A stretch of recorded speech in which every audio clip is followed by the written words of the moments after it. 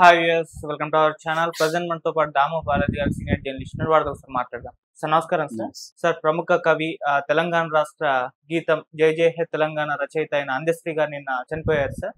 So ఈ నేపథ్యంలో డాక్టర్లు కూడా ఒక స్టేట్మెంట్ ఇచ్చినట్టుగా తెలుస్తుంది. కొన్ని జాగ్రత్తలు ఆయన పాటించకపోవడం వల్లనే ఇలా జరిగిందని చెప్పేసి మరి డాక్టర్లు ఏం చెప్తున్నారు ఆయన మరణం గురించి, అలాగే అందశ్రీ గారి గురించి కూడా కొన్ని మాటలు చెప్పండి. నిన్న అందశ్రీ చనిపోవడం అనేది ఒక రకంగా తెలంగాణలోనే ప్రజలందరికీ విషాదకరమైన వార్త అని చెప్పొచ్చు. ఎందుకంటే ఆయనకి పెద్ద వయసు ఏం కాలేదు, 64 సంవత్సరాలే.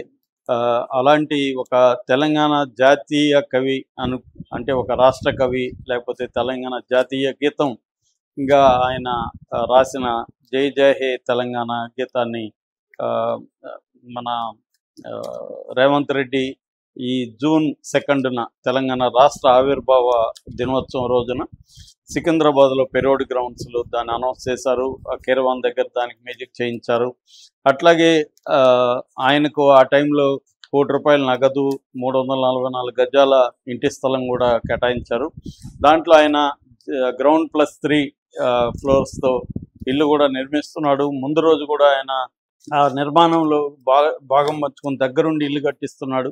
ముందు రోజు కూడా అక్కడికి వెళ్ళి పనులను పురమాయించి వచ్చాడని చెప్తున్నారు.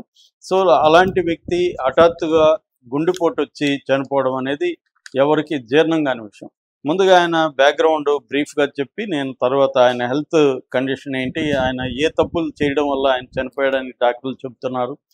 సో దాని నుంచి మనం ఏం నేర్చుకోవాలి, టేక్ అవే ఏంటి, ఈ విషయాల గురించి మాట్లాడదాం. సో ఆయనది యాక్చువల్గా ఉమ్మడి వరంగల్ జిల్లా, ఇప్పుడు సిద్దిపేట జిల్లా జనగాం దగ్గర మద్దూరు మండలం రేబర్త్ అనే గ్రామం.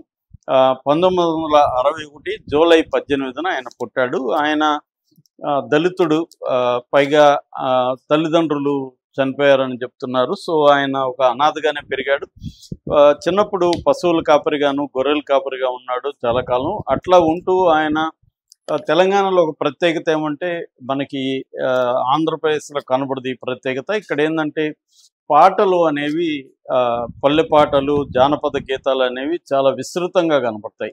కొన్ని వేల మంది ఇక్కడ పాటలు రాసేవాళ్ళు, పాడేవాళ్ళు మనకు కనబడతారు. ఇప్పటికి కూడా అది సజీవంగా ఉంది. ఇంకెక్కడ ఇంతమందిని నేనైతే చూడలేదు.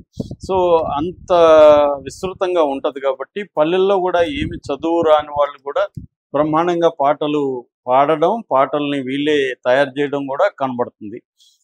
సో అలాగా ఈయన కూడా చిన్నప్పటి నుంచే పాటలు, తన ఆసు కవి అని కూడా ఈయనకి పేరుంది. ఆసుగా ఈయన అక్కడికక్కడ ఒక కాన్సెప్ట్ ఇచ్చి దీని మీద పాట చెప్పమంటే అక్కడికక్కడ ఆయన పాటలు అనేక సార్లు చెప్పిన సందర్భాలు కనబడతాయి. సో అలాగా ఈయన పశువుల కాపరిగా ఉన్నప్పుడే ఇది చేశాడు. ఆ టైంలో ఈయన పాటలు చూసి అక్కడ అమ్రాద్ ఆశ్రమం అని ఉంది, అందులో శంకర్ మహారాజ్ అని ఉన్నాడు, ఆయన గురూజీ. ఆయన ఈ పాటలు చూసి ఇతన్ని తను చేరదీసి ఇతనికి పురాణాలు, వేదాలు, ఉపనిషత్తులు, ఇవన్నీ ఇండియన్ ఫిలాసఫీ ఇవన్నీ కూడా ఆయనకి బోధించాడు. అప్పుడు ఈయనకి అంటే ఒక పాట అంటే ఏంటి, దాని వెనక నేపథ్యం ఏంటి, ప్రజా జీవితాన్ని పాట రూపంలో ఎలా తీసుకురావాలి, ఒక తత్వం ఏంటి, ఫిలాసఫీ ఏంటి, ఇవన్నీ కూడా ఈయనకి ఈ గురూజీ దగ్గర నేర్చుకున్నాడు. ఆ తర్వాత బిరుదు రామరాజు అని జానపద గీతాల మీద, ఆయన జానపద సాహిత్యం మీద విశేష పరిశోధన చేసిన వ్యక్తి. ఆయనకి ఈయన పరిచయం అవడంతో తను తన బిడ్డలాగా ఇతను అడాప్ట్ చేసుకొని తను జానపద గీతాలు ఎలా ఉండాలి, దాంట్లో ఒక రకమైన లయ అంటే ఏంటి, పదాలని ఎలా వాడాలి, మీనింగ్ ఎలా ఉండాలి, ఇవన్నీ కూడా ఆయనకు నేర్పించాడు. సో తెలంగాణ గీతాల, జానపద గీతాల సంపదనంతా కూడా ఈయనకు అందించాడు అనమాట. అలాగే వీళ్ళిద్దరి ద్వారా ఈయన ఒక ఎక్స్పోజర్, బ్రహ్మాండమైన ఒక పునాది అనేది, గట్టి పునాది ఈయనకి పడింది. అక్కడ నుంచి ఈయన అనేక పాటలు రాయడం నేర్చుకున్నాడు. ప్రజా జీవితంలో ఉండే సమస్యలను ఆయన పాటల రూపంలో బయటికి తేవడం మొదలుపెట్టాడు. అలాగా మెల్లమెల్లగా ఆయన పాపులర్ అవుతూ వచ్చాడు. దాని తర్వాత పాటల పూదోట అని అప్పట్లో ఈయన పుస్తకం బయటకు వచ్చింది. ఇది రావడంతో ఈయన బాగా పాపులర్ అయ్యాడు.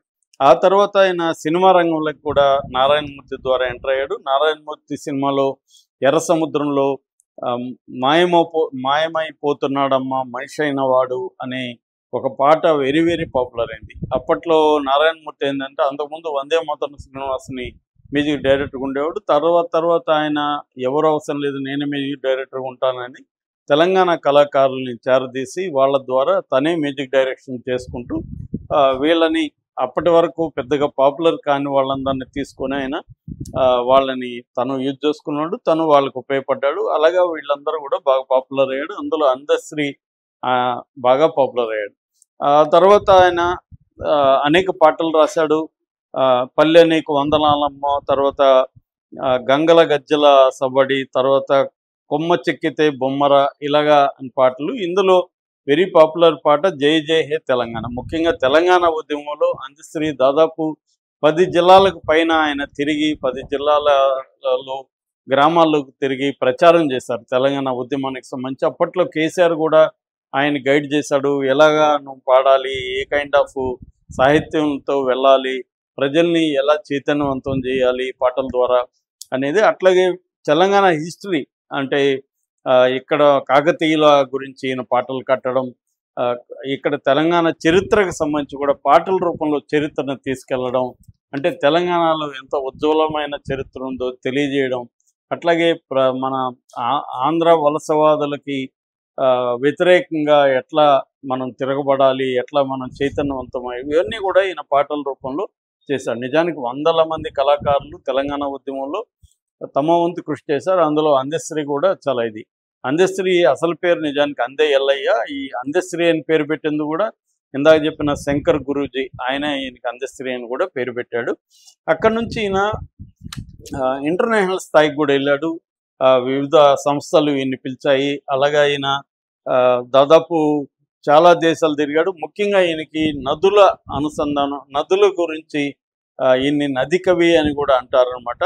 సో అలాగా ఈయన వోల్గా అంటే రష్యాలో వోల్గా అనే ప్రముఖ నది ఉంది. అక్కడి నుంచి సౌత్ అమెరికాలో ఉండే అమెజాన్ వరకు కూడా మొత్తం నదుల వెంట ఆయన వెళ్ళాలనేది ఈయన కోరిక. అట్లాగే 7 ప్రపంచంలోని 7 వింతల్ని కూడా చూడాలని కోరిక. ఈ రెండింటినీ కలిపి ఒక సుదీర్ఘమైన కవిత కూడా వెలువరించాలి అనేది ఆయన కోరిక. బట్ ఆ కోరిక నెరవేరక నేను చనిపోయాడని చెప్తున్నారు.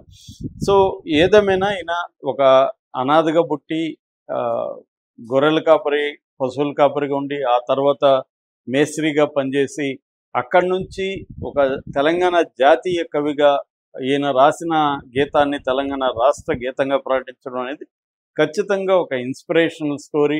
మనం చాలామంది అన్నీ ఉన్నా కూడా మనకి ఏమీ లేదు, అది లేదు, ఇది లేదు అనుకుంటా నిరాశలు కూరుకుపోయే వాళ్ళకి ఈయన ఒక ఇన్స్పిరేషన్గా మనం తీసుకోవచ్చు. ఒక అనాథగా, ఒక దళితుడిగా పుట్టిన వ్యక్తి ఈ స్థాయిలో ప్రపంచ ప్రఖ్యాతిగాంచిన కవిగా ఎదగడం, అనేక అవార్డులు ఈయనకి, ఏమీ చదువుకపోయినా డాక్టరేట్ అవార్డు కూడా కాకతీయ యూనివర్సిటీ డాక్టరేట్ ఇచ్చింది. పద్మశ్రీకి రికమెండ్ చేశారు. అట్లాగే నంది అవార్డు, గంగా అనే సినిమాకి నంది అవార్డు వచ్చింది 2006లో. తర్వాత బతుకమ్మ సినిమాకు మాటలు రాశాడు. ఇంటర్నేషనల్గా అనేక సంస్థలు ఈయనకి అనేక రకాల అవార్డులు ఇచ్చాయి. ఈయన రాసిన గీతాన్ని ఆంధ్ర యూనివర్సిటీ వాళ్ళు పాఠ్యాంశంగా చేర్చారు. ఇలాగా ఒక మామూలు మారుమూలలో దళితుల్లో అనాథగా పుట్టిన వ్యక్తి కూడా తన పాట అనే ఒక ఆయుధాన్ని ద్వారా ఆయన ఈ స్థాయిలో వెళ్ళడం అనేది గొప్ప విషయం. అంటే సమాజం నుంచి తాను తీసుకున్న దాన్ని కంటే కూడా సమాజానికి ఆయన ఎక్కువ ఇచ్చినాడని మనకు అర్థమవుతుంది. ఇలాంటి వ్యక్తి నిన్న సడన్గా చనిపోయాడు. సో ఆయన చనిపోవడానికి ప్రధాన కారణం ఏంటనేది ఇప్పుడు చర్చ వస్తుంది. ఆయన చనిపోవడానికి అయితే కారణం అందరికీ తెలుసు, గుండెపోటు. అయితే గుండెపోటు రావడానికి కారణం ఏంటి? 64 ఏళ్లే కదా గుండెపోటు వచ్చి చనిపోవాలన్నా సడన్గా ఎందుకు చనిపోయాడు అనేది వచ్చినప్పుడు డాక్టర్లు చెప్తున్న సమాచారం ఏంటంటే ఈయనకి బీపీ ఉంది ముందు నుంచి కూడా. బీపీ ఆయన చాలామంది ఆయన దగ్గరగా పరిచయం, నేను 1-2 సార్లు మాత్రం కలిసాను ఆయనతో. బట్ చాలామంది నా ఫ్రెండ్స్కి ఆయన ఫ్రెండు. సో వాళ్ళు చెప్పేదంతా కూడా ఏంటంటే ఆయన కొంత కోపం ఎక్కువే, బీపీ ఉందని మాకు కూడా అనిపించేది. బట్ ఆయన రెగ్యులర్గా ట్యాబ్లెట్లు వాడేవాడు కాదు అనేది చెప్తున్నారు. చాలామంది కూడా ఏంటంటే నేను చూసిన వాళ్ళలో కూడా ముఖ్యంగా ఈ కవులు రచయితల్లో కొంత అరాచకత్వం అనేది ఉంటుంది. అది హెల్ప్ అవుతుంది కూడా కళకి, వాళ్ళ ఆర్ట్కి అరాచకంగా ఉండడం ద్వారా రూల్స్ని బ్రేక్ చేయడం, కొత్త పద్ధతులు థింక్ చేయడం వరకు పనిచేస్తుంది. కానీ అరాచకం హెల్త్ విషయంలో కూడా చూపిస్తారు చాలామంది. సరిగా తినరు, హాస్పిటల్కి వెళ్ళరు, టెస్ట్ చేసుకోరు. దానివల్ల ఏమవుతుందంటే లోపల లోపల ఇప్పుడు బీపీ అనేది సైలెంట్ కిల్లర్ అంటారు మామూలుగా. ఈ బీపీ ఎక్కువ ఉన్నప్పుడు ఏమవుతుంది, మిగతా అవయవాల్లో కూడా అది పనిచేస్తుంది. ముఖ్యంగా బ్రెయిన్ అండ్ హార్ట్ మీద పనిచేస్తుంది. సో ఈయన దాదాపు ఒక 1 month నుంచి బీపీ ట్యాబ్లెట్లు వేసుకోవట్లేదు, బీపీ చెక్ చేసుకోవట్లేదు, హార్ట్కి సంబంధించి కూడా చెకింగ్లు కానీ అవన్నీ చేయట్లేదు. మామూలుగా 50 ఏళ్ళు దాటిన తర్వాత ఖచ్చితంగా 3 monthsకి కొన్ని రకాల టెస్టులు చేసుకోవాలి, 6 months కొన్ని రకాల టెస్టులు చేసుకోవాలి, 3 monthsకి ఒకసారి డాక్టర్ దగ్గరికి వెళ్ళి రావాలి. ఇవన్నీ ఉంటాయి. చాలాసార్లు సైలెంట్ కిల్లర్ అని బీపీ అనేది మనకి దారుణం జరిగిపోయే వరకు కూడా తెలియదు. సో అలాగా ఈయన నెగ్లెక్ట్ చేయడం వల్లనే ఇది జరిగింది. రెగ్యులర్గా డాక్టర్ల దగ్గర పోయి టెస్టులు చేసుకొని వాళ్ళు చెప్పిన మెడిసిన్స్ తీసుకొని ఉంటే ఈయన బతికేవాడు. అంటే ఒక గొప్ప కవి, ఇంకా అనేక మందిని తయారు చేయాల్సిన కవి అర్ధాంతరంగా చనిపోవడానికి ఆయన చేసిన చిన్న మిస్టేక్ కారణం. దీని నుంచి అందరూ కూడా నేర్చుకోవాల్సింది ఏంటంటే, మనం అలోపతిని బూతులు తిడుతూ నేను ఇంకొక వైద్యం వాడతాను, ఆయుర్వేదం వాడతాను, ఇంకొక వాడతాను అంటే అన్నిటికీ అవి పనిచేయవు. కొన్నిటికి కొన్ని పనిచేస్తాయి. కాబట్టి ఖచ్చితంగా టెస్టులు చేసుకోవడం, మన బాడీలో ఏమేమి ప్రాబ్లమ్స్ ఉన్నాయో తెలుసుకోవడం, దానికి సంబంధించి రెమెడీ తీసుకోవడం అవసరం. చాలామందికి అలోపతి అంటే ఇష్టం ఉండదు, హాస్పిటల్కి వెళ్ళను నేనని గొప్పగా చెప్పుకుంటుంటారు. అది కొంతకాలం నడుస్తుంది కానీ మనకి తప్పదు అది. ముఖ్యంగా కరోనా తర్వాత ఖచ్చితంగా ప్రతి ఒక్కరు కూడా వెళ్ళి టెస్టులు చేసుకోవాల్సిన అవసరం ఉంది. నేను ఇంకేదో హోమియో వాడతాను, ఆయుర్వేదం వాడతానంటే కుదరదు. అది అన్నిటికీ పనిచేయదు. అవి పనిచేసే వాటికి పనిచేస్తుంది.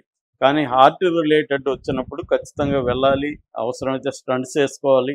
ఇవాళ టెక్నాలజీ డెవలప్ అయింది కాబట్టి మన నెగ్లిజెన్స్ వల్లనే మనం చనిపోవడం అనేది, ముఖ్యంగా ఇలాంటి వాళ్ళు చనిపోవడం అనేది వీళ్ళు చేసుకున్న నష్టమే కాదు, సమాజానికి, రాష్ట్రానికి, దేశానికి కూడా ఒక నష్టం అని చెప్పొచ్చు. సో దీని నుంచి అది నేర్చుకోవాలి. అయితే వీళ్ళ పిల్లలకు కూడా ఒక లాస్ట్ విషయం ఏంటంటే, పిల్లలకు కూడా ఈయన ఇంట్రెస్టింగ్ పేర్లు పెట్టారు. 3 కూతుర్లు, ఒక కొడుకు. ఈయన భార్య పేరు మల్లుబాయి. కూతుర్ల పేర్లు, ముగ్గురు పేర్లు, ఒకరికి వాక్కులమ్మ అని పెట్టాడు, తర్వాత వెన్నెల, వేకువ అని ముగ్గురు కూడా తన పద్ధతిలో సాహిత్యాన్ని రిప్రజెంట్ చేసే విధంగా. కొడుకు పేరు మాత్రం దత్తు అని పెట్టుకున్నాడు. సో ఈయన భక్తుడు కూడా. రీసెంట్గా మొన్న సండే కూడా ఆయన అయ్యప్ప స్వామి పూజలో కూడా పాల్గొన్నాడని చెప్తున్నారు.